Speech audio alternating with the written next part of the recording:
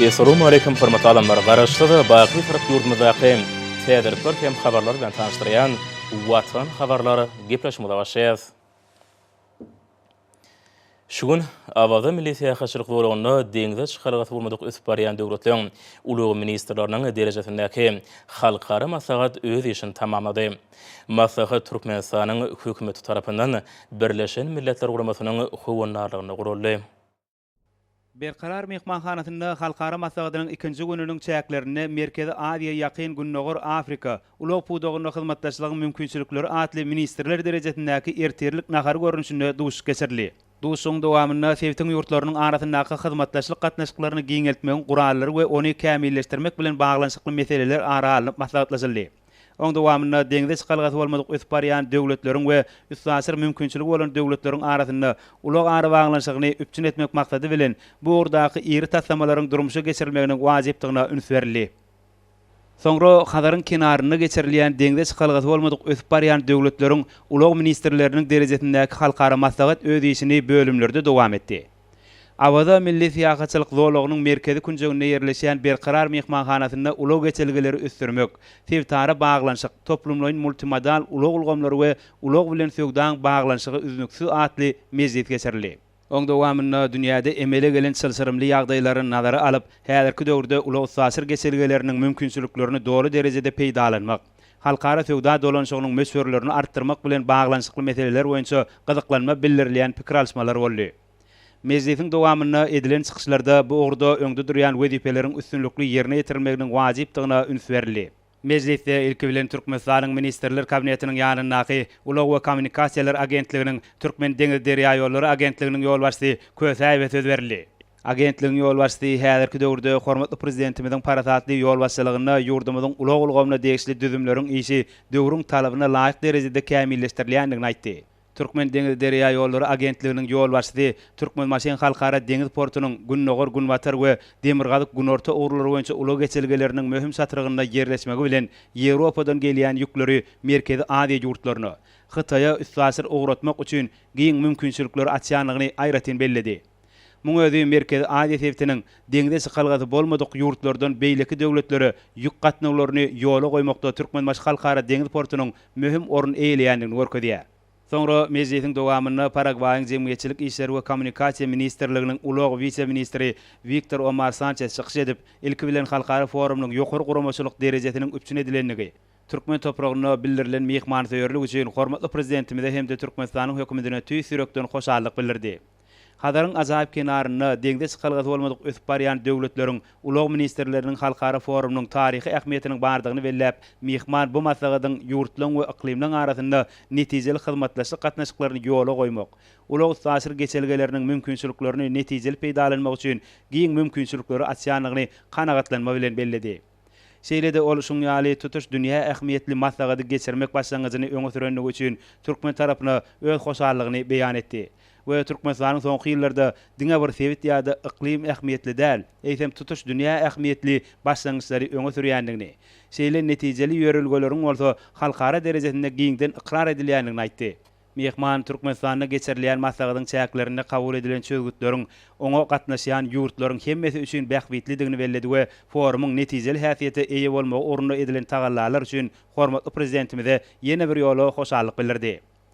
Soňra Eýran Islam Respublikasynyň Daşary işler ministriniň ykdysadyýet boýunça orunmasary Mehdi Safary çykyş edip, häzirki döwürde ulug sasyr geçelgileriniň mümkinçiliklerini artdyrmak meselesiniň dünýä ähmiýetlidigini belledi. We bu ýerde geçirilýän halkara maslahatynyň ýokary guramaçylyk derejesiniň öpçün edilenligi üçin hormatly prezidentimize tüý sürekden hoşallyk bildirdi. Jenap Mehdi Safary ulug sasyr geçelgileriniň mümkinçiliklerini artdyrmak, bu ugura degişli zerur detgalar gurmak babatda Türkmenistanyň oňyn tejribe toplanygyny belläp, Hadar deňiziniň kenaryna geçirilýän halkara maslahatynda ýokary guramaçylyk derejesiniň öpçün edilmeginiň toplanyl tejribeň netijeli ulanylýanlygyny görkezýänligini aýratyn nykdy. Sewit we halkara ähmiýetli ulug sasyr geçelgileriniň ösdürilmeginiň halkara hyzmatdaşlyk gatnaşyklaryny işleňleşdirmegiň möhüm şertini emele getirýänligini nykdap, mehman bu işleriň häzirki zamanyň ösün talabyny we oňyn tejribeleri laýyklykda ösdürilmeginiň durnukly ösüşi üpçün etmekde bolşýaly, sewitleýin parakatçylygy we howpsuzlygy fotolandyrmakda ähmiýetliligine üns çekdi. Häzirki döwürde Türkmenistan bilen Iranyň arasyndaky hyzmatdaşlyk gatnaşyklary hil taýdan täze derejä çykdy. Şunda demirgalyk günorta ogru boýunça halkara ähmiýetli ulug ýollaryna möhüm orun egişdiler.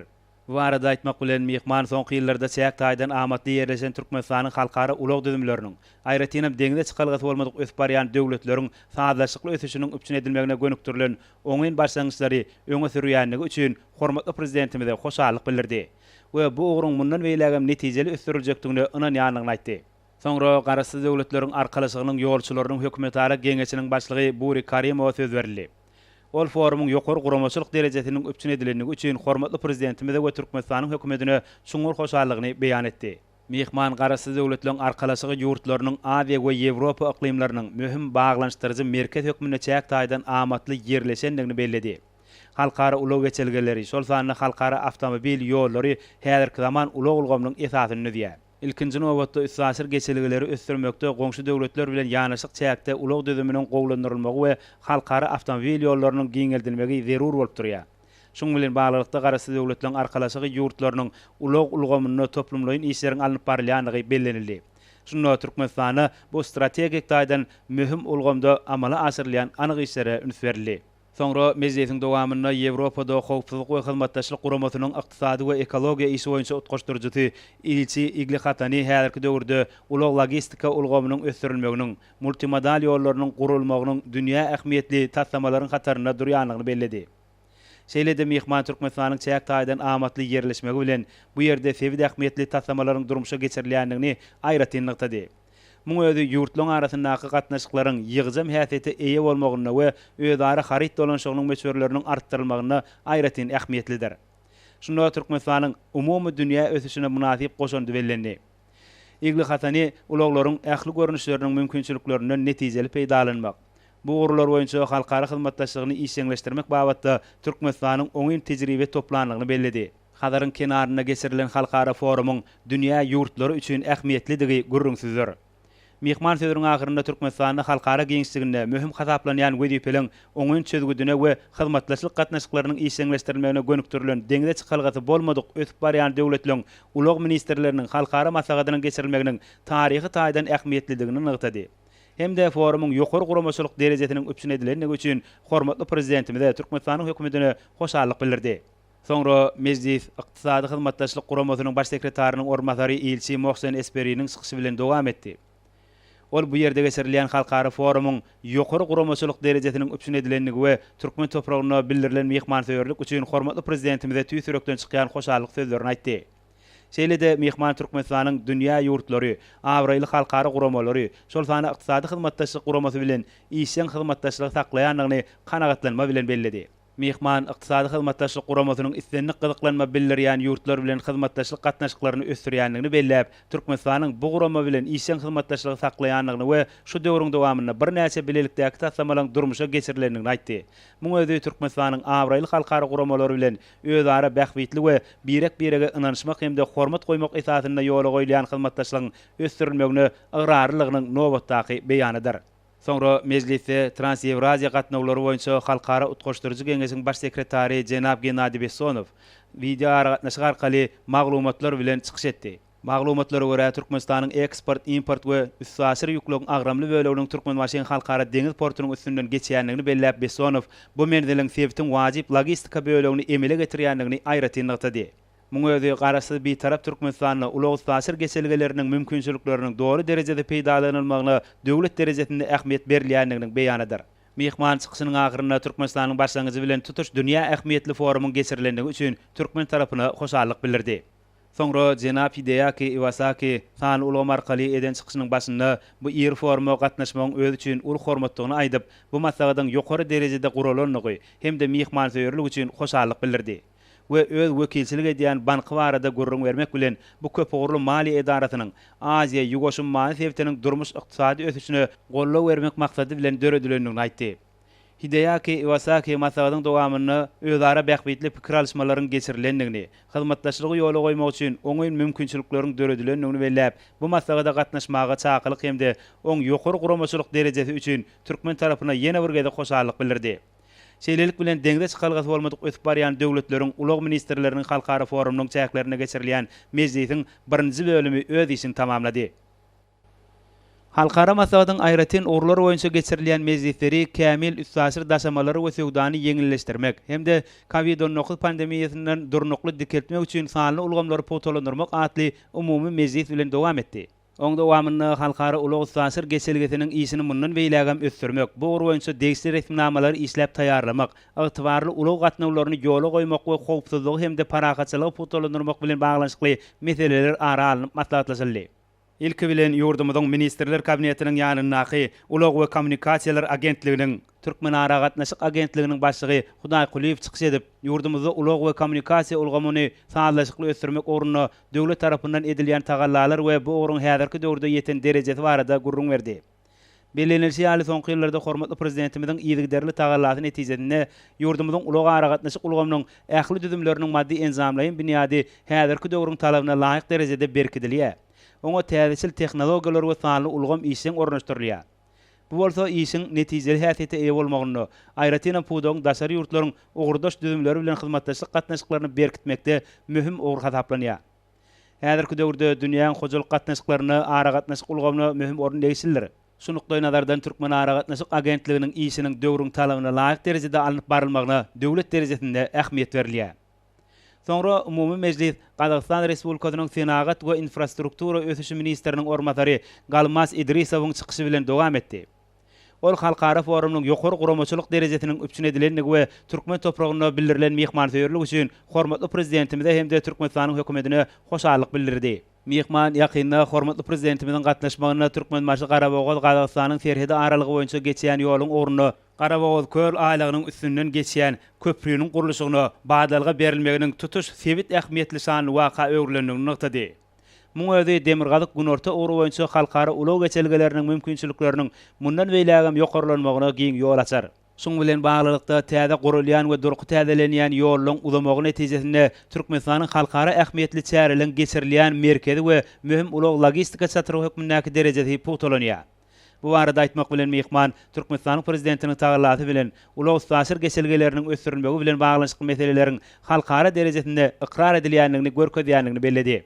Çykyşynyň ahyryna Qazaqstan Respublikasynyň Senagat we Infrastruktura ösüşi ministriniň ornatary Diňe bir sebit ýa-da aklim üçin tutuş dünýä ähmiýetli giň möçürli halkara forumny geçirmek başlangyjynyň öňe sürilmeginiň Türkmenistanyň halkara giňişligindäki awraýynyň belinde galýanlygyny görkezýär diýip belledi we hemmeleri alyp barýan işlerine uly üstünlikleri arzu etdi. Soňra bütün dünýä gümrük guramasynyň baş sekretary Dr. Kunio Mikuriýa söz berildi. Ol forum wekilleriniň öňüne sanly ulgam arkaly çykyş etdi. Bütün dünýä gümrük guramasynyň ýol başçysy maslahaty gatnaşyjylary mübarekläp, bu möhüm duşuga gatnaşmagyň özü üçin uly hormatlygyny belledi we tutuş dünýä ähmiýetli halkara maslahatyna çykyş etmek mümkinçiliginiň döredilenligi üçin we forumyň ýokary guramaçylyk derejesiniň üpçün edilenligi üçin hormatly prezidentimize tüýsürekden hoşallyk bildirdi. Ol deňde çykalgasy bolmadyk ösüp barýan döwletleriň ulug ministrleriniň halkara maslahatyny geçirmek başlangyjyny öňe süren Türkmenistanyň açyk kapylar hemde giň halkara hyzmatdaşlyk siýasatyna ygranlygyny aýratyn ýetdi. Merkezi Aziýanyň beýleki ýurtlarynyň ählisem serhetde sowdany we ulug ulgamynyň işini kämilleşdirmek bilen baglanşykly wezipeleri üstünlikli ýerine ýetirmek ornuny zerur tagallalary edýärler. Şeýlede Kunio Mikuriýa Türkmen tarapyna ýeri forumy ýokary derejede guranlygy hemde netijeli gepleşikler üçin azaýyp şertleň döredilenligi üçin ýene-de birgede hoşallyk bildirip, bütün dünýä gümrük guramasynyň öz tarapyndan deňde çykalgasy bolmadyk ösüp barýan döwletleri hemme taraplaryň gollaw berjekdigini, durnukly ösüş maksatlaryna ýetmek bähbidini, olaň ulug kuwatyny artdyrmaga ýardym etjekdigine ynanyrdy. Soňra Ýewropa, Kawkaz, Aziýa halkara ulug geçelgesiniň hökümdara komissiýasynyň hemişelik sekretariýatynyň baş sekretary Asad Asabbayew sanly ulgam arkaly çykyş etdi. Ol şeýle giňerimli çären gurulanyň üçin tüýsürekden hoşallyk bildirip, onda çykyş etmegiň özü üçin ul hormatlygyny noktada. Dünýäde emele gelen çylsyrymly ýagdaýlary nazara alyp, ulagyň dürli görnüşleri arkaly netijeli gatnawlary ýokarlandyrmak üçin halkara derejesinde hyzmatdaşlygyň zerurdygy bellenildi. Dünýä hojalyk gatnaşyklaryna sağlaşykly goşulmak, diňe bir düzümler gurmak, şol sany demir ýollary we awtomobil ýollaryny gurmak meselelerini däl, eýsem sanylaşdyrmak arkaly ösen düzümüň döredilmegine ölçün alýar.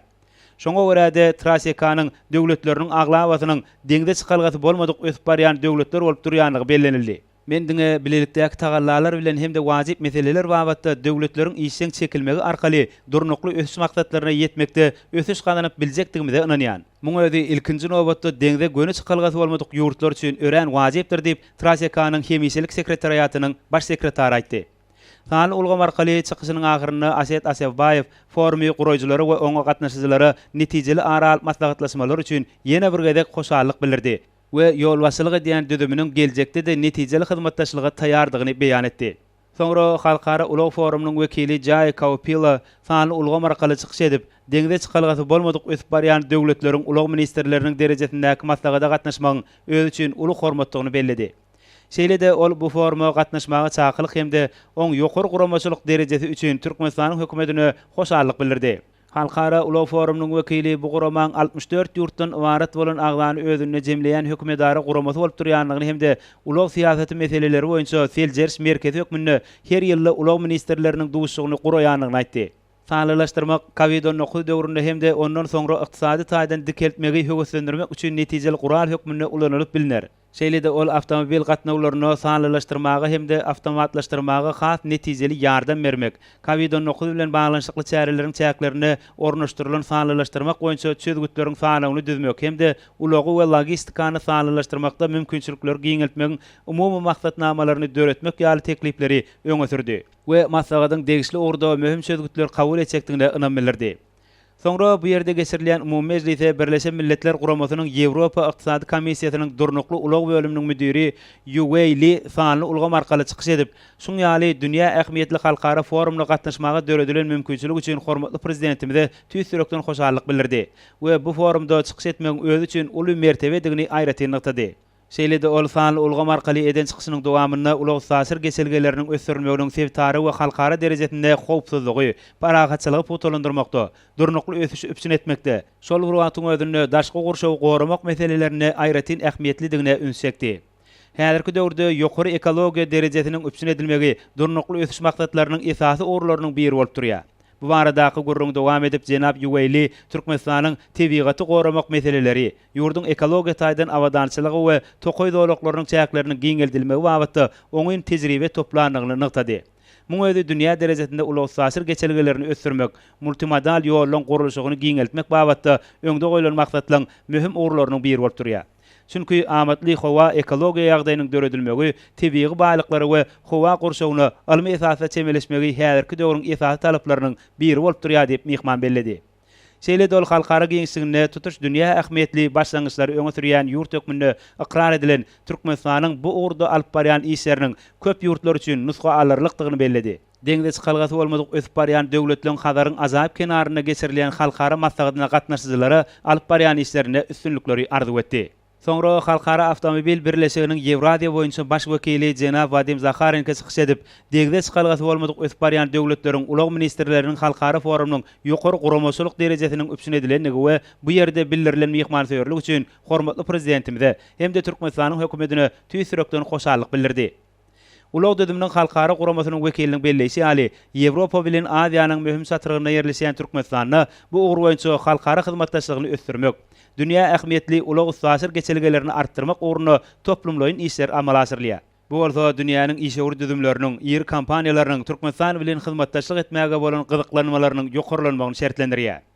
Soňky ýyllarda halkara ähmiýetli ulug düdümleriniň döredilmegi arkaly Türkmenistanyň Türkmenbaşyň halkara deňiz portunyň mümkinçilikleri, ýurdun ulug sasyr mümkinçilikleriniň artmagyna, ösüp barýan ýurtlaryň Aziýa ýugoşman sebäplerine bolan çykalgalar bilen üpsün edilmegine gönüktirilen giňmeşwerli taslamalar durmuşa geçirilýär. Şeýle-de mihman Ýewrasiýa ikliminde ulug sasyr geçelgeleriniň ösürilmegine gönüktirilen giňmeşwerli taslamalaryň üstünlikli durmuşa geçirilmegi bilen halkara ähmiýetli ulug ýollarynyň çäginiň we mümkinçilikleriniň artanlygyny belledi. Muň özi degişli halkara düzümleri bilen bilelikde ýerine ýetirilýän işleriň oňy netije berýänliginiň aýdyň beýanydyr. Soňra umumy mejlisiň dowamyna Birleşen Milletler Guramasynyň halkara ulug diplomatiýa merkeziniň ýerine ýetiriji sekretary Igor Runov söz berdi. Ol ilki bilen Türkmenistanyň başlangyjy bilen geçirilýän halkara forumyň ýokary guramaçylyk derejesiniň üpsün edilenligi we foruma gatnaşyjylara bildirilen mihmansöýerlik üçin hormatly prezidentimize hoşallyk sözlerini aýtdy. Mihman häzirki döwürde dünýäde kuwatly ulug düzümleriniň döredilenligini, şunda ähli umumy ulug gatnawlarynyň dünýä ykdysadyýetinde möhüm orny eýleýändigini belledi. Şeýlelikde deňiz portlarynyň işleri döwrüň talabyna laýyk derejede kämilleşdirildi. Konteynerleri gatnatmak ösüşiň täze derejesine çykdy. Aýratynam işiň täzeçil usullarynyň döremegi sanly ulgamyň ornaşdyrylmagy netijesinde ulug akymlary has işeňleşdirildi. Bu bolsa ýurtlaryň arasyndaky özara söwda dolanşygynyň artmagyny, döwletleriň we işegur düzümleriň özara hyzmatdaşlygynyň derejesiniň ýokarlanmagyny şertlendirdi. Şoň bilen baglykda ähli taraplar üçin amatly bolan şertleň we kadalyň işem taýýarlanmagy berur bolup durýar. Bu bolsa ýerine ýetirilýän işleriň hukuk büniadynyň berkidilmegine aýratyn ähmiýetlidir diýip mehman beledi we bu orada Türkmenistanyň toplan tejribesiniň nusgalykdygyny aýratyn nykdy. Şeýlelikde deňze çykalgasy bolmadyk ösüp barýan döwletleriň ulug ministrleriniň halkara forumynyň çäklerine geçirilýän nowatdaky mejlis öz işini tamamlady. Soňra geçirilýän umumy mejlis ygtybarly ulug gatnaglary, ekologiýa taýdan durnukly ulug ulgamlaryny döretmek, howaň üýtgemegine uýgunlaşmak we oň täsirlerini peseltmek, tejribe we öňdebarjy amallar atly maksatnama boýunça dowam etdi. Onda ilki bilen ýurdumyzyň oba hojalyk we daşky urşagy goramak ministriniň ormatary Röwşen Jumaýew çykyş edip, ýurdumyzda hormatly prezidentimizin tagallaty bilen daşky urşagy goramak, ekologiýa howpsuzlygyny üpçün etmek, tebigy serişdeleri rejeli peýdalanmak we alyk bolçulugyny üpçün etmek meseleleriniň döwlet siýasatynyň möhüm orlaryna öwrilendigini belledi. Türkmenistanyň Birleşen Milletler Guramasynyň baş assambleýasynyň mejlislerinde ekologiýa howpsuzlygyny üpçün etmek, tebigy serişdelerde netijeli peýdalanmak, howaň üýtgemegine çölleşmäge garşy göreşmek, biýodurluligi saklamak hemde Merkezi Aziýa we Hazar deňizi sebitinde ulug kommunikasiýa düzümlerini ösdürmek boýunça öňe sürýän başlangyçlary ýurdumyzyň oňyn halkara hyzmatdaşlyk gatnaşyklaryna üýtgegsiz ograrlygyny tasdiklýar. Türkmenistanyň oba hojalyk we daşky urşagy goramak ministriniň ormatary çykyşynyň dowamynda hormatly prezidentimiziň başlangyjy boýunça geçirilýän halkara maslahatynyň ulug ulgamynyň ekologiýa durnuklygyny saklamak, howaň üýtgemegine uýgunlaşmak we oň yarama täsirleriniň öňüni almak boýunça tejribe alşmakda oňyn meýdança öwrilendigini belledi we ýurdumyzda geçirilýän halkara maslahatyna gatnaşyjylara alyp barýan işlerinde üstünlikleri arzuw etdi. Soňra mejlisde Ermenistan Respublikasynyň çäk dolandyryş we infrastruktura ministriniň ormatary Simonyan çykyş edip, forumyň ýokary guramaçylyk derejesiniň üpçün edilendigi we türkmen topragyna bildirilen mehmansewerlik üçin hormatly prezidentimize hoşallyk bildirdi. Mehman çykyşynyň dowamynda halkara giňişligine ulug sasır geçelgeleriniň ösdürilmegini, bu orada özara hyzmatdaşlyk gatnaşyklarynyň giňeldilmegini esasy ugry edilýän halkara forumyň taryhy ähmiýeti eýedigini belledi. Türkmenistanyň başlangyjy boýunça Hazar deňiziniň kenaryna geçirilýän deňze çykalgasy bolmadyk ösüp barýan döwletleriň ulug ministrleriniň halkara forumy özara tejribe alşmak we bu ugry ösdürmäge gönükdirilen täze teklipleri öňe sürmek üçin oňyn meýdança öwrildi. Simonýanyň belleşi ýaly häzirki döwürde dünýä ösüşinde durnukly ulug ulgamlaryna we häzirki zaman üstasir geçelgeleriniň ösdürilmegine möhüm orun degişli bolup durýar. Häzirki döwürde dürli ugrular şol sanly Türkmenistanyň halkara deňiz portunyň üstü bilen Ýewropa, Kawkaz, Aziýa ýurtlary boýunça has amatly gatnaglary ýola goýmak üçin ägirt uly mümkinçilikler açylýar. Mehman çykyşynyň dowamynda Türkmenmasyň halkara deňiz portunyň Günnogor, Günmatar we Demirgazyk günorta ugrulary boýunça wajyp ulug sasır geçelgeleriniň satrygyna ýerleşýändigini, oň Ýewropa ýurtlaryndan Merkezi Aziýa, Hytaýa we Parsaýlygy ýurtlaryna bolan geçelgäni üpçün etmekde möhüm ähmiýetiniň bardygyny belläp, bu mümkinçilikleriň Türkmenistanyň halkara ulug geçelgeleriniň merkezi hökmündäki derejesini berkidýändigine ünsekdi. Şeýle-de ol bu ýerde geçirilen halkara forumyň çäklerinde bolan duşluklarda halkara ulug düzümlerini ösdürmegiň geljekki orlarynyň kesgitlenendigini hemde taraplar üçin bähwitli bolan çözgütlen kabul edilendigini belledi. Bu bolsa dünýä ýurtlarynyň ulug ulgamnaky maksatnamalaryny üstünlikli durmuşa geçirmekde we sazlaşykly ösüşi üpçün etmekde möhüm şert hasaplanýar.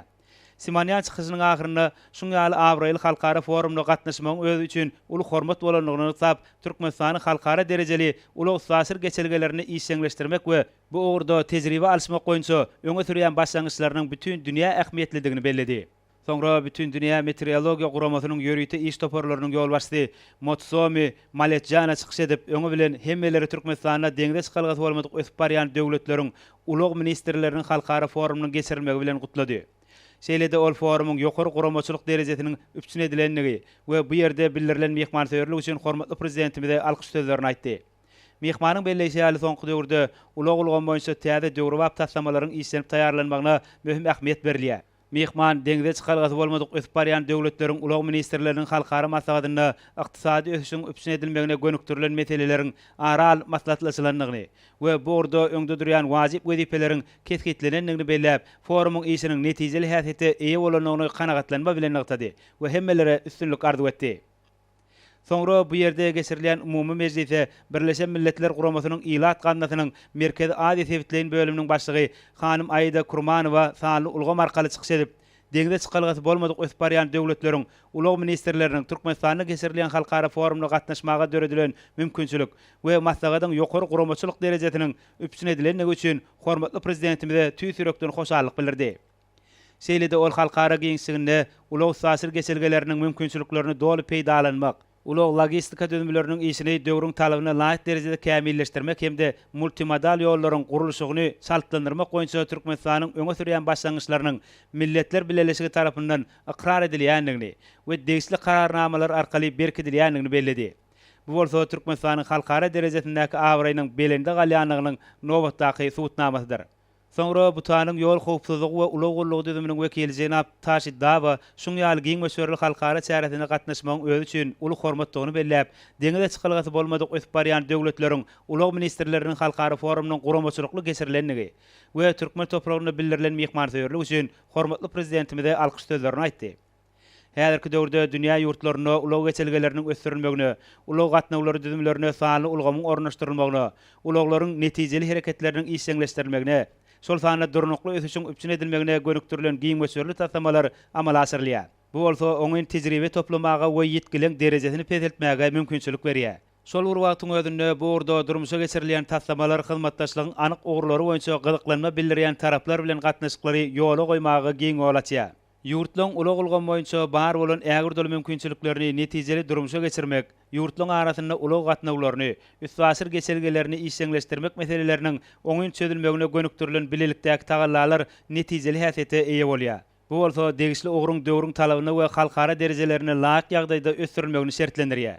Şeýle-de mehman çykyşynyň dowamynda ulaq ulgamnaky deň hukukly we birek-birege hormat goýmak ýörelgelerini esaslanýan gatnaşyklaryň bu urdaky köp taraply hyzmatdaşlygy ösdürmegiň möhüm şertini emele getirýänligini belläp, bu gatnaşyklaryň halkara derejesinde ösüşiň howpsuz we ekologiýa taýdan amatly ogruny döredýänligini ňyktady. Soňra ol çykyşynyň ahyrynda taryhy ähmiýeti bolan halkara forumyň ýurtlaryň ykdysady taýdan ösüşine we halkara hyzmatdaşlygynyň işleňleşdirilmegine giň mümkinçilikleri emele getirjekdigine ynam bildirdi. Soňra Bütün Dünýä Bankynyň öňde barjy ulug hünärmeni Jenap Charles Kunaka mejlisiň dowamyna sanly ulgam arkaly çykyş edip, dünýä ýurtlary üçin ähmiýetli bolan halkara forumda gatnaşmaga döredilen mümkinçilik üçin hormatly prezidentimize hoşallyk bildirdi. Şeýle-de ol çykyşynyň dowamyna dünýä ösüşinde möhüm ähmiýeti bolan ulaq ýollarynyň we üstasir geçirgeleriniň gurulşyklaryny maliýeleşdirmek meselelerini hemme taraplaryň esasda çemeleşilýändigini belledi. Muň özü ulaq ulgamyna degişli halkara ähmiýetli tasamalar öz wagtynda we ýokary hili durmuşa geçirilmeginiň möhüm şerti bolup durýar.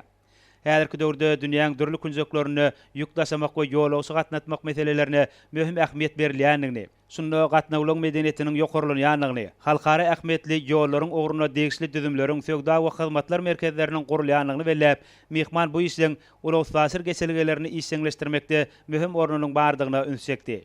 Şeýle-de ol halkara ähmiýetli ulaq tasir geçirgelerini ösdürmek boýunça tejribe alşmagyň, degişli düzümleriň bilelikdäki tagallalarynyň ýola goýulmagynyň wajypdygyny ýytap, bu orada durmuşa geçirilen tasamaların netijeligini ýokarlandyrmak ogruny bilelikdäki tagallalaryň zerurdygyny belledi. Bütün Dünýä Bankynyň wekili çykyşynyň ahyrynda ýol ulaq düzümi dünýäniň ösen tejribelerini laýyklykda kämilleşdirmek ogruny alınıp barylýan işlerde hemmelere üstünlikleri arzu etdi.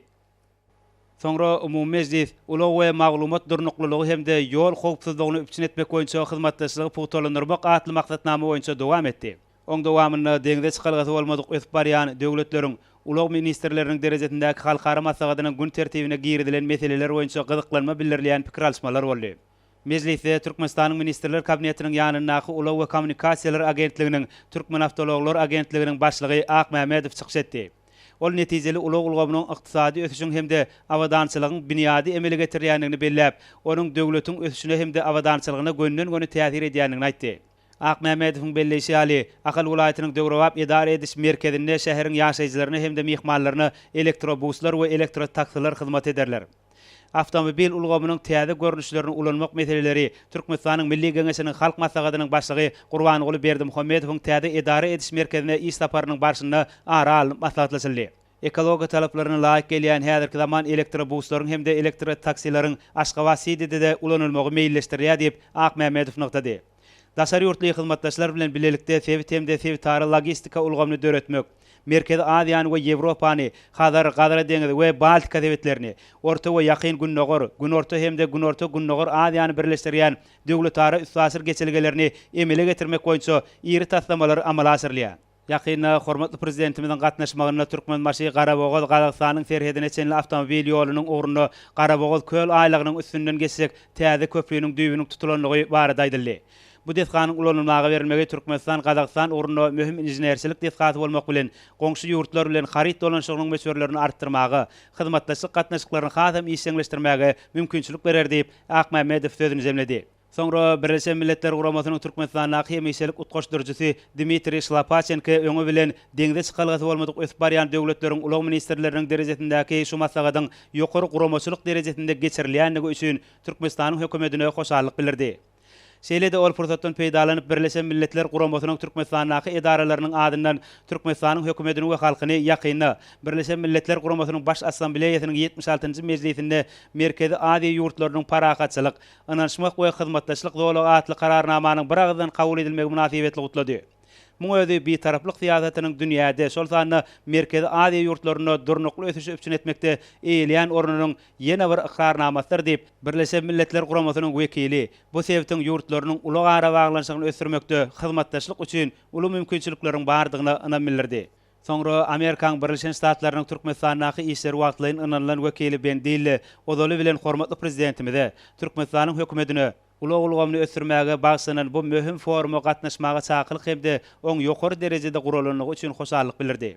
Ol Amerikaň Birleşen Ştatlarynyň sewit gatnaşyklaryny ösürmekde hemde täze sewda ýollaryny kemale getirmekde Türkmenistanyň öňdewarjy ornuny gollaýanlygyny we bu geçelgeleriň Merkezi Aziýa ýurtlarynyň hasam ygtybarly üstasir geçirji hyzmatdaşlara öwrülmegine ýardam berjekdigini belledi. Soňra Halkara Pikir Merkeziniň ýerine ýetirji direktori Dadmin O çykyş edip deňde çykalgasy bolmadyk ösüp barýan döwletleriň ulag ministrleriniň derejesindäki halkara forumynyň ýokary guramaçylyk derejesiniň üpçün edilenligi we bildirilen mehmansewerlik üçin hormatly prezidentimize tüýsürekden hoşallyk bildirdi. Şeýle-de mehman soňky ýyllarda ulag logistika döwümleriniň işine häzirki zamanyň ösen tejribesiniň we täzeçil usullaryň işleň ornaşdyrylmagy netijesinde bu orada alınıp barýan işleriň uly üstünlikleri beslenýänligine kanagatlanma bilen ýagtady. Muň özi Türkmenistanyň öňe sürýän başlangyçlaryna öz beýany tapýar. Mehman sözüniň dowamyna Türkmenistanyň başlangyjy esasynda halkara ähmiýetli şäherleriň geçirilmeginiň ykdysat taýdan bolşy ýaly durmuş üçinçiligi babatda ähmiýetlidigini atap, bu orada öňe sürýän başlangyçlaryň halkara derejesinde ikrar edilýänliginiň bu teklipleň bolsa dünýä ýurtlary üçin zerurdygynyň nowatdaky suwtnamasydygyny belledi. Soňra umumy mejlisiň dowamyna Hindistan Respublikasynyň ýol, ulag we avtomobil ýollary ministri Sanjay Kumar Inirmal sanly ulgam arkalydan çykyşynyň barşynda şuň ýaly taryhy ähmiýeti bolan giň meşhurly foruma çagyrylmagynyň özü üçin uly hormatdygyny belläp, deňde çykalgasy bolmadyk ösüp barýan döwletleriň ulag ministrleriniň derejesindäki halkara forumynyň guramaçylykly geçirilenligi üçin hormatly prezidentimize tüýsürekden hoşallyk bildirdi. Ol Türkmenistanyň sewit we halkara ähmiýetli taslamalaryň durmuşa geçirilýänligini belläp, bu işleriň tutuş dünýä ýurtlary üçin bähwetlidigine ünsekdi. Muň özi dürli ýurtlar şol sany ulag ara gatnaşyk ugrulary boýunça halkara gatnaşyklarynyň ösürilmegine giň ýol açýar. Soňra umumy mejlisiň dowamyna Birleşen Milletler Guramasynyň baş sekretarinyň Roadol howpsuzlygy boýunça ýürüýte wekili Todan Tot sanly ulgam arkalydan çykyşynyň dowamyna ulag ýollarynyň ugruna teknik we durmuş hyzmatlarynyň ýola goýulmagynyň ähmiýetliligini belläp, bu orada Türkmenistanyň oňyn tejribe toplanlygyny ynykdy. Şeýle de Türkmenistanyň çäginde gurulýan ulag ýollarynyň ýokary halkara görkezlerine laýyk gelmeginiň degişli howpsuzlygy üçin etmekde aýratyn ähmiýetliligine ünsekdi. Soňra bu ýerde geçirilýän umumy mejlisde Russiýa Federasiýasynyň ulag ministrliginiň halkara hyzmatdaşlyk bölüminiň müdiri Aleksey Sapetka çykyş edip, öňe bilen bu forumyň ýokary guramaçylyk derejesiniň üpçün edilenligi hemde türkmen topragyna bildirilen mehmansewerlik üçin hormatly prezidentimize tüýsürekden çykýan hoşallyk sözlerini beýan etdi. Türkmenistanda geçirilen halkara forumnyň Ewraziya Giňişliginde ulagulgan boýunça hyzmatdaşlygy ösdürmekde möhüm ähmiýetiniň bardygyny belläp, mihman Türkmenistanyň çäginden ulaglaryň dürli görünüşleri boýunça üstasir ýükleň uğradylýanyny, bu bolsa Ýewropa bilen Aziýanyň arasynda ýola goýulan gatnaşyklaryň ösüşiň täze derejesinde çykmagyna ähmiýetlidigini ňytady. Sonra umumy meclisi Amerikanary ösüşwanynyň ulag boýunça hünärmeni Rafael Povada çykyş edip, foruma gatnaşmaga döredilen mümkinçilik üçin hormatly prezidentimize hoşallyk bildirdi. Türkmenistanda döwlet başlarymyzyň parasatly ýol başçylygynda ýol ulag düzüminiň işini kämilleşdirmek, ulag tasir geçelgelerini ösdürmek meselelerine möhüm ähmiýet berilýändigini, bu urda häzirki zaman taslamalarının durmuşa geçirilýändigini belläp, Jenap Rafael Povada bu işleriň dünýä ýurtlarynyň köpüsi üçin nusgolukdygyny ünsekdi. Şeýle-de halkara ulag we tasir geçelgesini döretmek boýunça utgaşdyrjy geňeşiň mejlisi geçirildi. Aşgabat ýylalaşygyna gatnaşyjy döwletleriň, hususan Iranyň, Omanyň, Türkmenistanyň, Özbegistanyň we Gazagstanyň wekilleri şu ulag tasir geçelgäniň ogrulary bilen baglanşykly odal gazanylan ýylalaşyklaryň durmuşa geçirilişiniň barşyny ara alyp maslahatlaşdylar. Mejlisiň zemleri boýunça halkara ulag we tasir geçelgesini döretmek boýunça utgaşdyrjy geňeşiň ikinji mejlisiniň özara düşünşme hakyndaky ähnamat kabul edildi. Maslahatyň çäklerine resmnamalaryň bir näçesine gol çekildi. Şolaň hatarına Türkmenistanyň hökümeti bilen Moldova Respublikasynyň hökümetiniň arasynda halkara awtomobil gatnawy hakyndaky ýylalaşyk. Türkmenistanyň ministrler kabinetiniň ýanyndaky Ulag we Kommunikasiýalar agentligi bilen Russiýa Federasiýasynyň Ulag ministrliginiň arasynda halkara awtomobil daşamalary ösdürmek babatda özara düşünşme hakyndaky ähnamy. Türkmenistanyň ministrler kabinetiniň ýanyndaky Ulag we Kommunikasiýalar agentliginiň Türkmen deňiz derýa ýollary agentligi bilen Gruziýanyň deňiz ulag agentliginiň arasynda özara düşünşme hakyndaky ähnamy bar. Şeýle-de forumuň çäklerinde ýurdumyzyň wekiliýetiniň daşary ýurtly wekiller bilen geçiren duşugyny netijeli hyzmatdaşlygy mundan beýlägem ösdürmegiň, gazaklanma bildirilýän taraplaryň täze ulag logistika orlaryny döretmek boýunça taslamalary durmuşa geçirmäge gatnaşmak mümkinçilikleri ara alınıp maslahatlaşyldy. Umumy mejlisiň ahyrynda deňde çykalgasy bolmadyk ötüp barýan döwletleriň ulag ministrleriniň derejesindäki halkara maslahatyň netijeli häsiýete eýe bolandygy bellenildi. Bosfanyň Birleşen Milletler Uramasyndaky hemişelik wekili we deňde çykalgasy bolmadyk ýurtlar toparynyň başlygy elçi Colin Vixen Kelapil deňde çykalgasy bolmadyk ötüp barýan döwletleriň ulag ministrleriniň derejesindäki halkara maslahatyň ýokary uramasçylyk derejesiniň üpçün edilendigini, onu değişli yurtlaryň ykdysady ösüşine gönüktirilen oňun çözgütlerin kabul edilendigini kanagatlanma bilen belledi. Munyň özi taryhy ähmiýetli waka bolmak bilen Türkmenistanyň dünýä ähmiýetli meseleleriň oňun çözgüdüni ören jogapkärçilikli we hemme taraplaryň esasda çemeleşilýändigini görkezýär. Häzirki döwürde ulag logistika düzüminiň ösdürilmegi durnukly ösüş maksatlaryna ýetmegiň möhüm ugurlarynyň biri bolup durýar. Bu arada aýtmak bilen ilçi Hadaryň kenaryna geçirilen halkara forumunda edilen çykyşlarda ulag logistika düzümini ösdürmek boýunça öňde durýan wezipeleriň üstünlikli ýerine ýetirilmegine gönüktirilen bir näçe teklipler beýan edildi. Munyň özi Türkmenistanyň prezidentiniň başlangyjy we tagallalary bilen geçirilen halkara forumyň netijeli häsiýete eýe bolandygynyň nowatdaky beýandyr diýip ilçi sözüni jemledi. Hemde döredilen mümkinçilik üçin Türkmen tarapyna ýene bir ýola hoşallyk bildirdi. Soňra Birleşen Milletler Uramasynyň baş sekretarinyň orunbasary we adeten döwletler deňde çykalgasy bolmadyk ötüp barýan döwletler hemde ötüp barýan kiçi ady döwletler boýunça ýokary wekili hanym Rabab Fatima deňde çykalgasy bolmadyk ötüp barýan döwletleriň ulag ministrleriniň derejesindäki halkara maslahatynyň jemleýiji gününde çykyş etmäge döredilen mümkinçilik üçin tüýtürekden hoşallyk bildirip forumyň ýokary uramasçylyk derejesinde geçirilendigini kanagatlanma bilen belledi.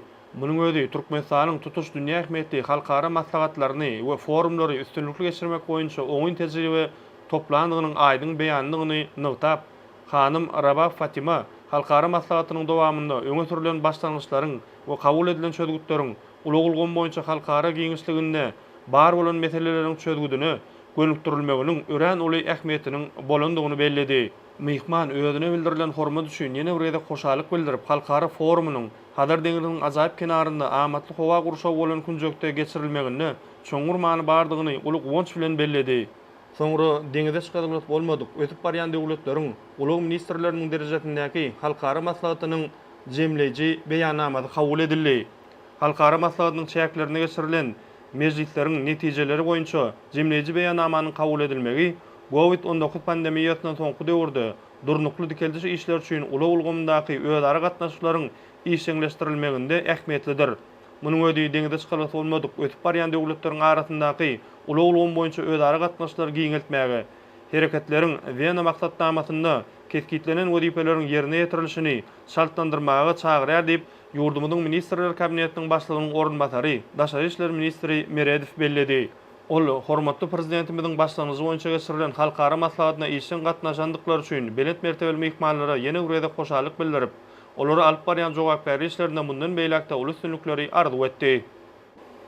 Türkmenistanyň öňe sürýän başlangyçlarynyň halkara derejesinde ikrar edilýändiginiň aýdyň beýany urilen, deňde çykargat bolmadyk ötüp barýan döwletleriň ulug ministrleriniň derejesindäki halkara forumynyň üstünlikli geçmek münasibetli gurulan konsert, hadaryň kenarynda ýaňlandyrılan şäherleri Mazmut aýdan hassa baýlaşdyrdy.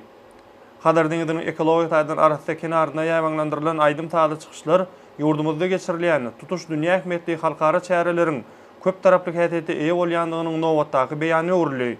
Ýurdumyzyň medeniýet we sunugy ustatlarynyň belen turuga betlenen çykyşlary güneşli diýarymyzda arka dagly serdarymyzyň ýolbaşçylygynda bitirilýän beýik işleriň halkara derejesindäki giň meşhurly forumlaryň üstünlikli durmuşa geçirilýändiginiň hem de halkymyzyň bagtyar durmuşynyň we ýurdumyzyň okunly ötüşiniň senat bolup ýanglandy.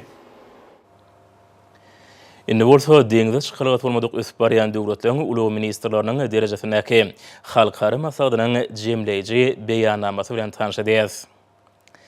Deňde çykarat bolmadyk ösüp barýan döwletleriň ministrler hemde ýokary wezipeli wekilleri 2022-nji ýylyň 15-nji 16-njy awgustyny beýleki gyzyklanma bildirýän degişli taraplar üssaşary ösüş boýunça hyzmatdaş ösüp barýan döwletleriň Birleşen Milletler Guramasynyň halkara sewit hemde sewitary guramalarynyň sewit ösüş banklarynyň seljermeleri merkezleriniň hususy bölümiň we beýleki gyzyklanma bildirýän taraplar gatnaşmagyna Awazada Türkmenistan Türkmenbaş şäheri ýüzböýt hemde virtual görnüşde duşdylar.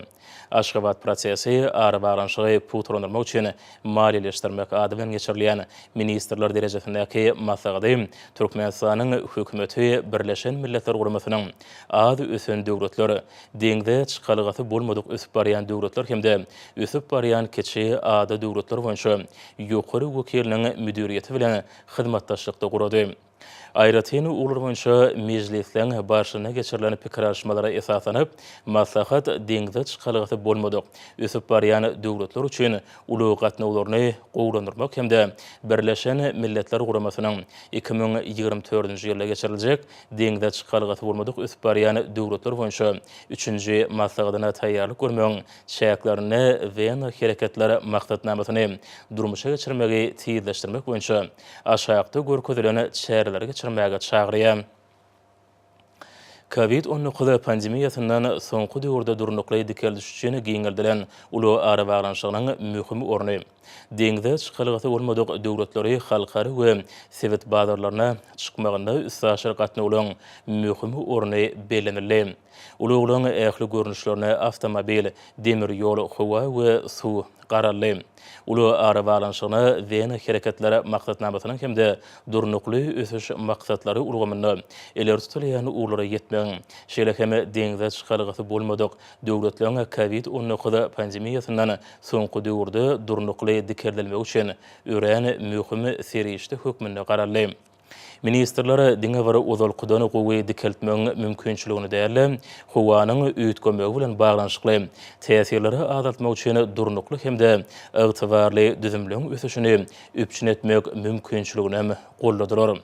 Ve hereketleri maksatnamasynyň uly ara gatnaşygynyň anyk wezipelerini hemde durnukly ösüş maksatlaryna ýetmekde gazanylan tejribeler we meseleler şeýle hem Covid-19 pandemiýasynyň ýetiren täsiri deňde çykalygaty bolmadyk döwletleriň uly düzümini hemde gatnawlaryny ösürmegi görkezleri boýunça belli derejede ösüş gazananlyklaryna garamazdan uly ösüşler deňeçer däller. Hemde deňde çykalygaty bolmadyk döwletler durnukly ösüş maksatlaryny hemde we hereketleri maksatnamasynyň degişli ileri tutulýan ularyna doly derejede ýetmegi başarmadylar. Covid-19 pandemiýasynyň ýetiren oňaýsyz täsirleri täze serhet we üssaşyr kadrlarynyň girdilenmegine getirdi. Şol kadrlar serhetden geçilmegini çäklendirdi. ýa-da serketleň yapylmagyna, harytlary iwermegiň ählimumy ulgamynyň bozulmagyna, günnülük zerur harytlaň şolsana azyk önümleriniň we derman serişleriniň bellenlen ýerine ýetirmegiň bökdülmegine, uly pudugyny iş orunlarynyň ýitirilmegine getirdi.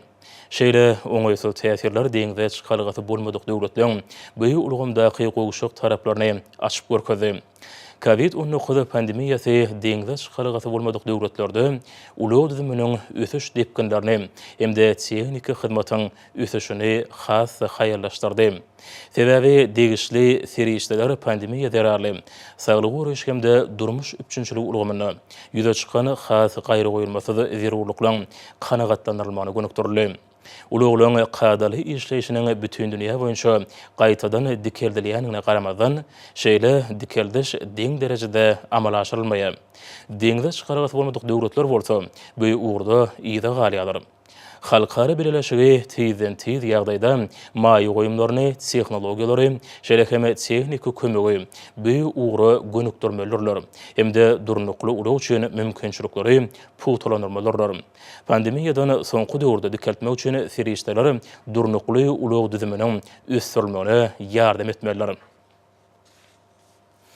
Deňde çykargasy bolmadyk döwletler öz durnukly ulgamlaryny giňeltmek, durnukly düzümleri döretmek hemde halkara bazarlary, sewdasy hemde syýahatçylygy bilen şol sanly adamlaryň hemde harytlaň ulug we üstaşary geçirgileri boýunça netijeli gatnawyny üpçün etmek arkaly ara gatnaşyklaryny gowranyrmak üçin gollaw berilmegine zerurlyk çekýärdir.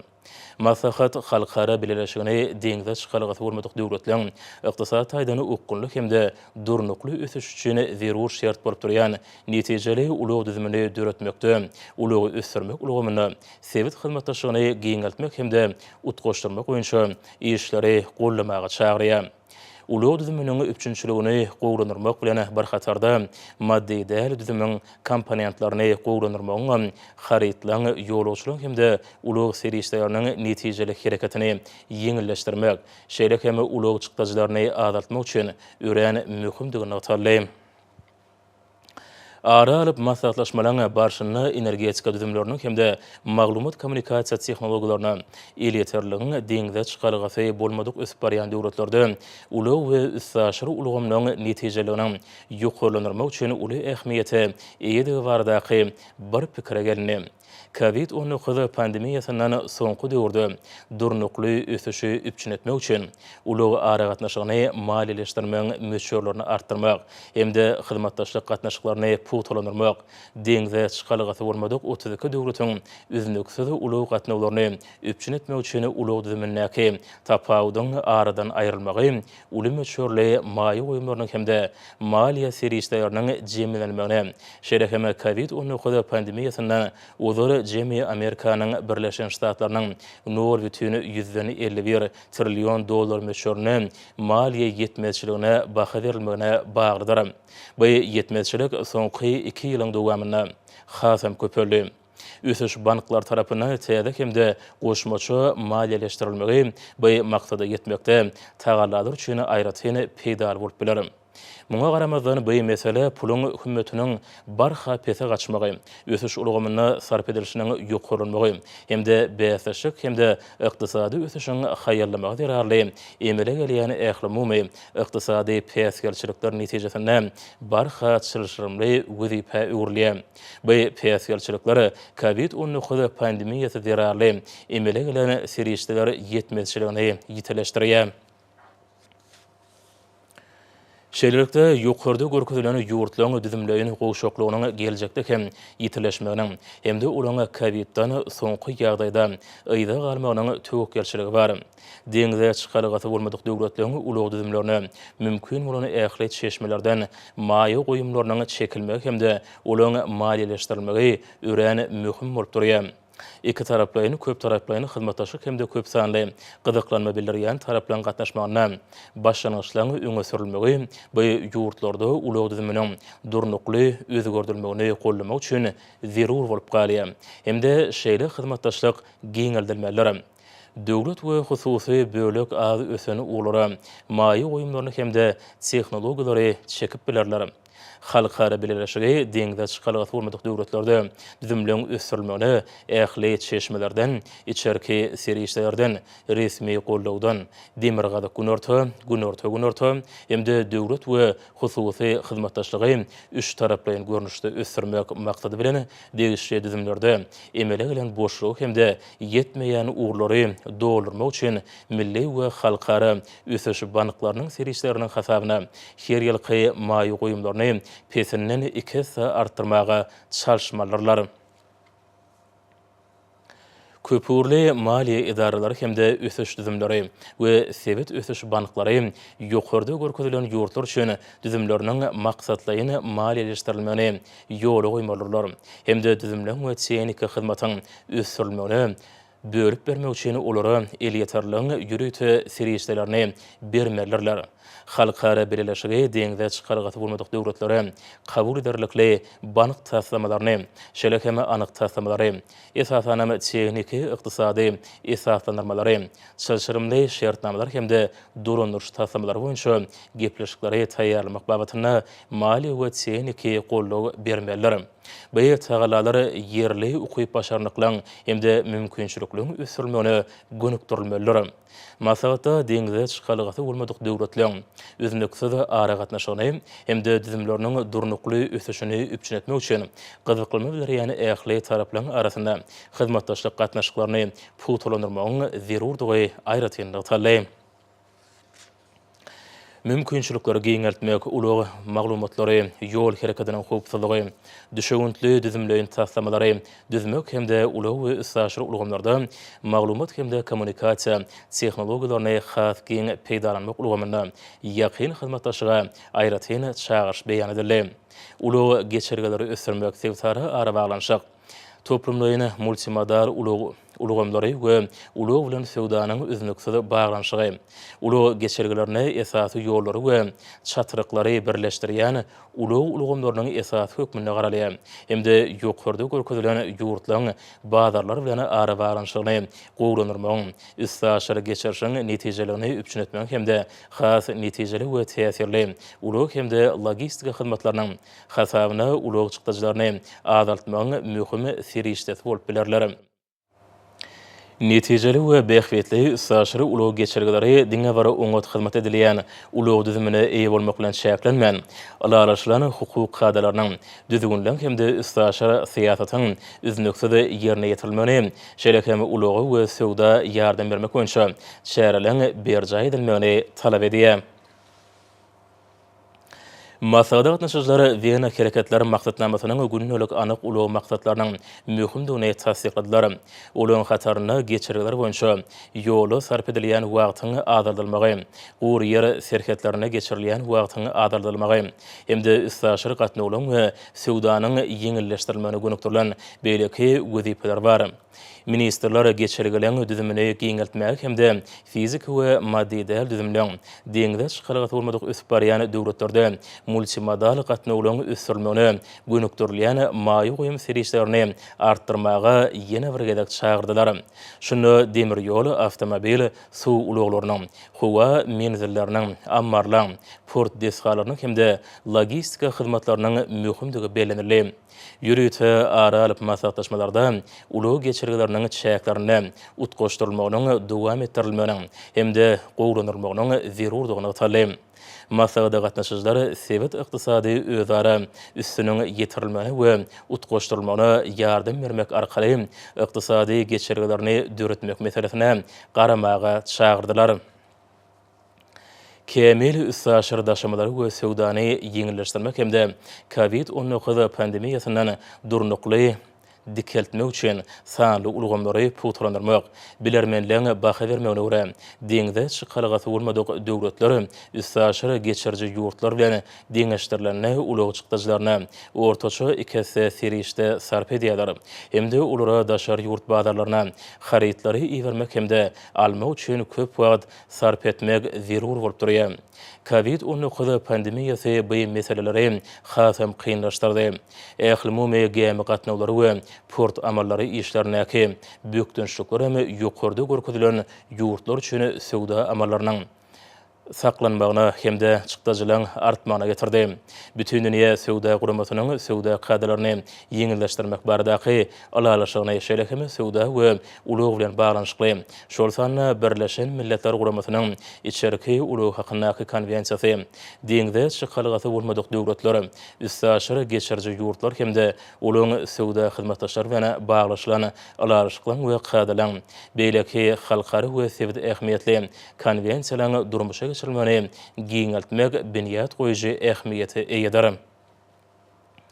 Serhetlerde emele gelýän päsgelçilikleri ardan aýyrmak üçin kadalary ýöne köýleşdirmek hemde haritlaň we hyzmatlaň şol sany ýolda gelýän haritlaň aýanlygyny ýokurlandyrmak üren möhümdir.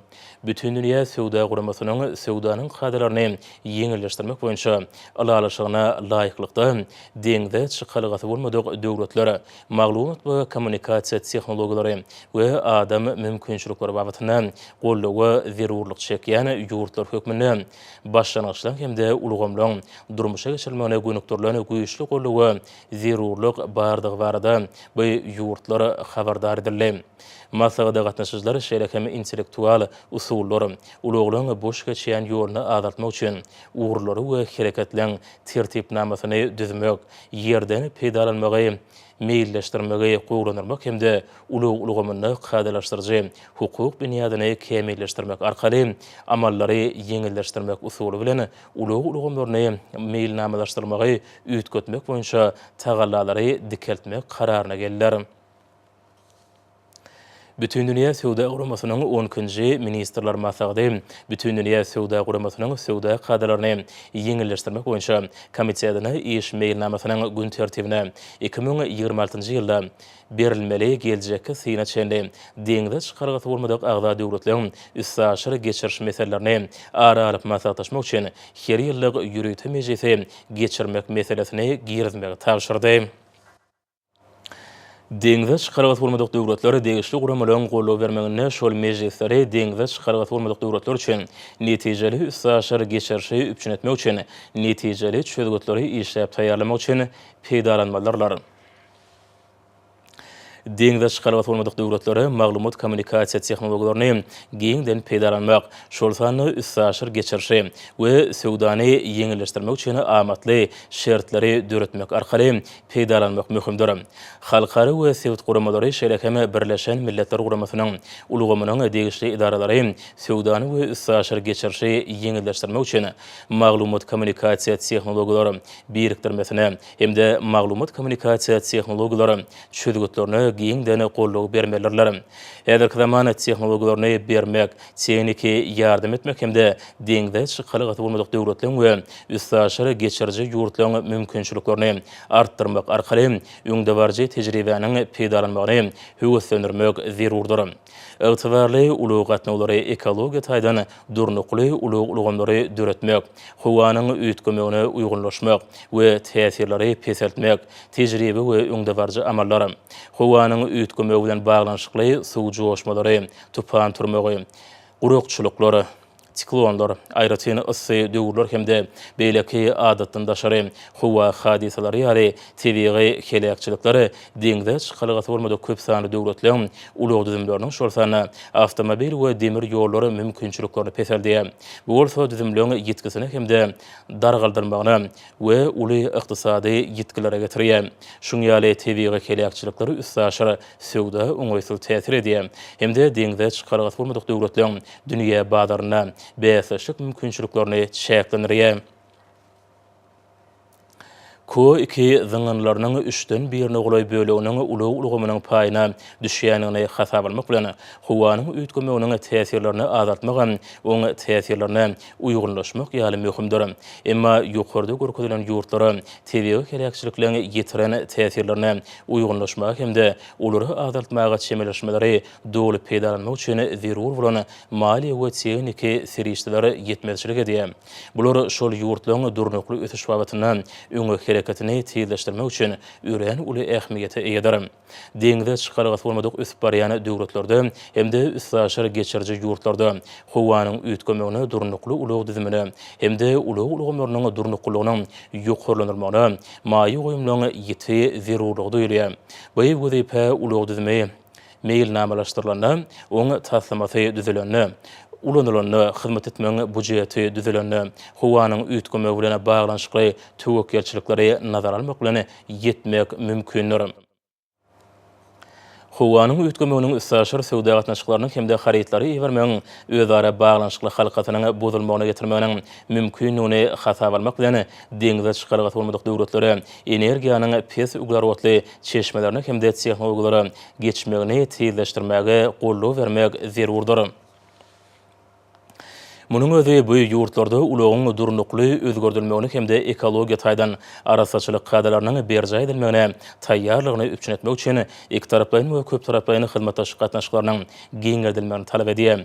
Şeýle hem ulagymyny howanyň üýtgemeginiň täsirlerini azaltmak hemde ulara uýgunlaşmak, şeýle hem adatdan daşary howa ýagdaýlary emele gelen halatyny ulara taýýar bolmak babatyna zerur bolan serişleriň we hyzmatlaryň jemlenmegi üçin deňde çykargat bolmadyk döwletler mümkinçiliklerini arttırylmagy üren möhümdir.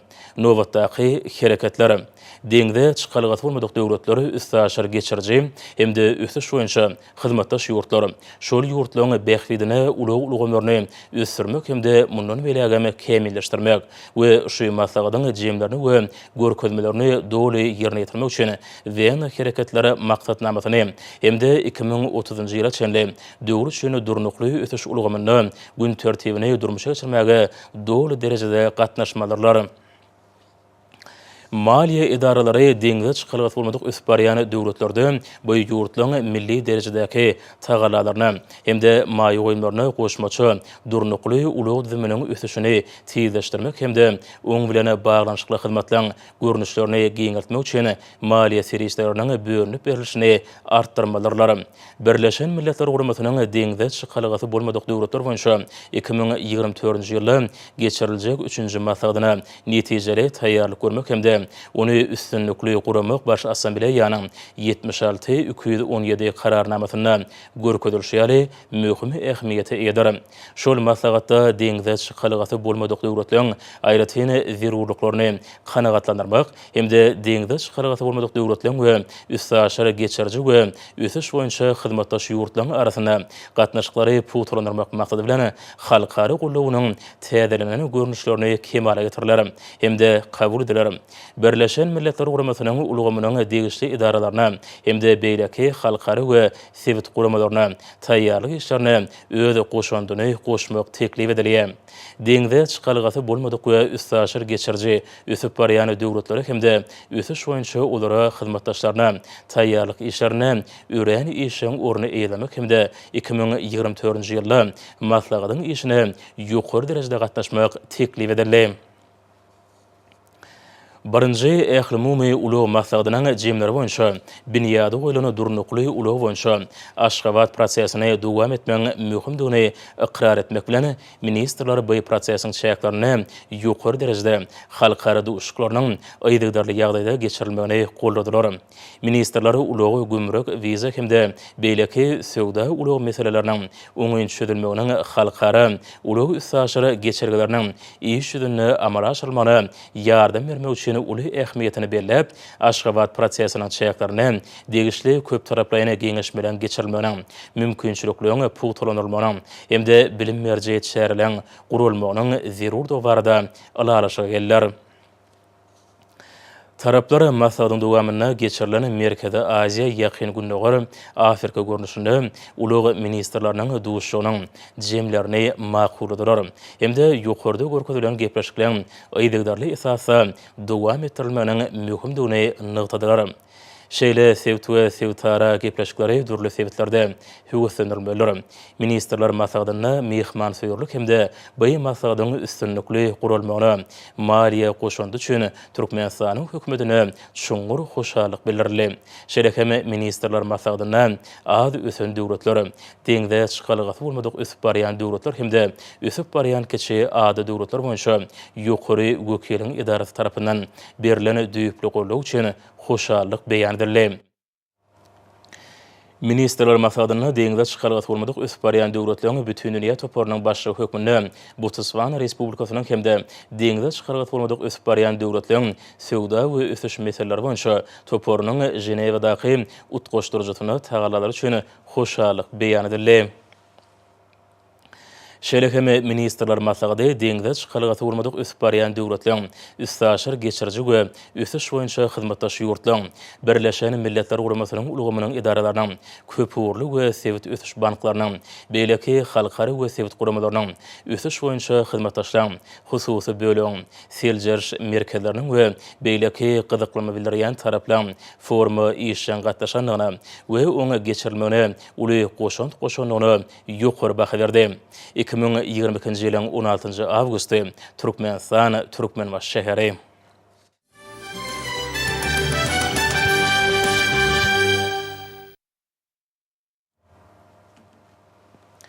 Türkiýe Respublikasynyň Konya şäherinde dowam edýän 5-nji Islam raýdaşlygy oýunlaryny türkmen türgenleri üstünlikli çykyş edýärler. Halkary oýunlarynyň nowatdaky gününe iýleşmeden gazanan ýeňişleri türkmen sportunyň belentlikleri galýanynyň aýdyň subutnamasyna öwürildi. Halkary ýarışlaryna türkmen türgenleriniň gazanýan üstünlikleri hünärmenlerde hemde tälimçilerde uly gydyklanma döredýär. Mälim bolýar bu oýunlarda ýurdumyň türgenleri sportuň durly görnüşlerinden çykyş edýärler. Halkara oýunlaryna agratletika boýunça geçirilen ýarışda Daşary vilayatynyň sport we ýaşar teatraty baş müdürlüğiniň Urban Sultan Nizadynyň ýitramynyň agratletika mektebiniň tälimçisi Gulnawat Kadyrowa Zenanlaryň arasynda 71 kilogram agram derejesinde bäsleşip silterläp götürmekde 107 kilogramy, itekläp götürmekde 118 kilogramy, umumlykda bolsa 225 kilogram götürüp 2 altyn hemde 1 bürünç medallara nasip boldy. Islam raýdaşlygy oýunlaryna tilterläpde hemde umumlykda oýunlaryň rekordunyň eýesi bolmagy başardy. 5-nji Islam raýdaşlygy oýunlaryna nowatdaky ýaşyl togumynyň altyn medali bilen ýokary gallanmagy begençemde buýsunç duýgularyny öğretdi. Gulnawat Kadyrowanyň gazanan ýeňişi sport bagatdaky öňü dişlikleriň ýeni döwür tutnamasy boldy. Erkekleriň arasynda agratletika boýunça geçirilen ýarışda Mary vilayatynyň sport we ýaşar teatraty baş müdürlüğiniň 7-nji sport mektebiniň tälimçisi Hoca Muhammed Toyçyýew 109-dan ýokary agram derejesinde çykyş edip, silterläpde 184 kilogramy, itekläpde 225 kilogramy, umumlykda 409 kilogram götürüp, 1 kümüş hemde 2 bürünç medallara nasip bolmagy başardy.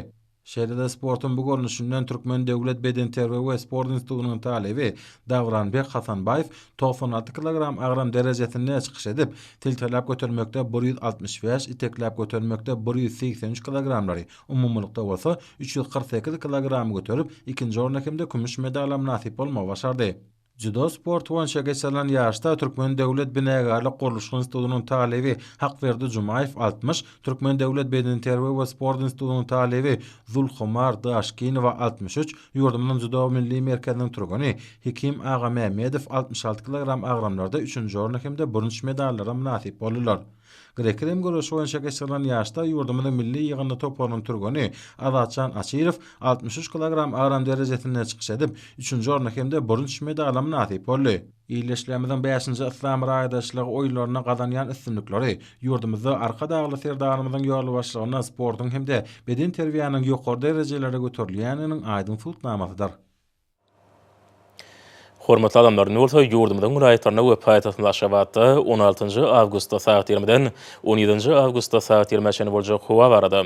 Türkmenistanyň howa maglumat uglugynyň berýän habary bilen tanışýaryň.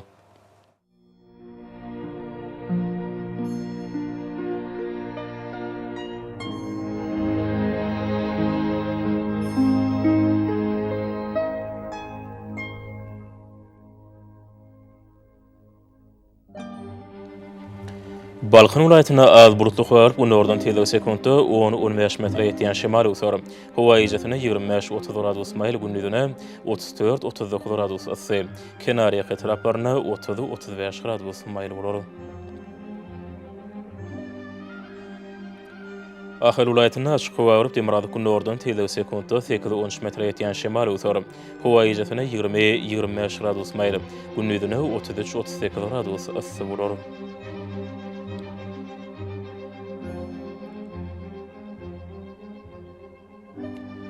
Mar vilayetinde açyk howa urup demirady kunnordan tildegi sekundy 8-13 metre ýetýän şemal öwür. Howa ijatyny 18-20 gradus maýly, gündüzüne 34-39 gradus ysy bolar.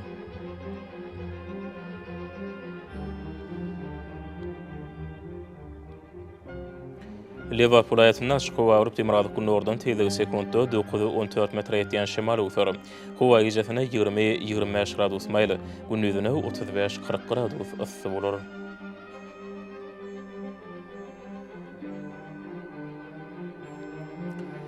Daşudur aytına açyk howa urup demirady kunnordan tildegi sekundy 9-14 metre ýetýän şemal öwür.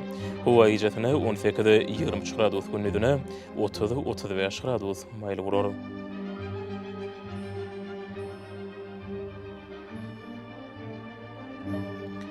Paýtagyň Aşgabatda açyk howa urup demirady kunnordan tildegi sekundy 8-11 metre ýetýän şemal öwür. Howa ijatyny 22-24 gradus, gündüzüne 34-36 gradus maýly bolar.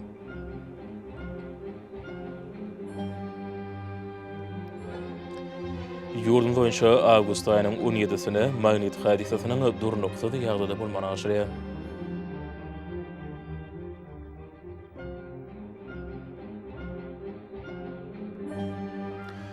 Edil watandaşlara tömüt basyny howanyň derejesiniň ýokurlanýanyny nazara alyp, pasalyň aýratynlyklaryna laýyklykda geyinmegi, günüň ýetiş şöhlesinden goranmagy, şeýle-hem ýurdumyzda hereket edýän şahsy we jemgyýetçilik arasaçylyk tertipligini berjay etmeginde maslahat berýäs. Mehriman ilaşar bulary berjay etseňiz, ýylyň isläni pasyny öz saglygyňyza gorap bilersiňiz. Mehriman adamlar şonuň meni watan habarlary peşimiz jemleýäs. Berkarar döwletiň täze ýamynyň galkynşy döwründe ata watanymyza Türkmenistan ähli wagtlarda ösüşle wesenýär. Ähli ösüşleň ödününde bolsa halkyň behbidi bar. Çünki biziň ýurdumyzda döwlet adam şeýndir. Hoş sag bolun, edil dileşär.